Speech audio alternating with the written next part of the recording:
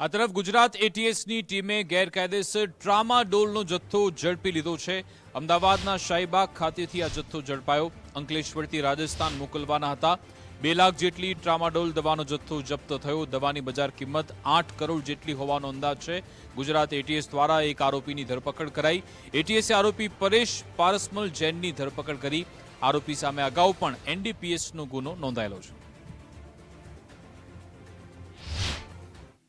આ ખોટા બિલો આધારે ટ્રાન્સપોર્ટ થતા જે જથ્થો હતો એમાં 6 બોક્સ મળી આવેલા, જેમાં નાના નાના બીજા 416 બોક્सेस હતા અને એની અંદર ટ્રામાડોલ નો જથ્થો હતો અને એના જે બિલ જે રજૂ કરવામાં આવેલા હતા એ ખોટા બીજી કોઈ નોર્મલ દવાઓના હતા।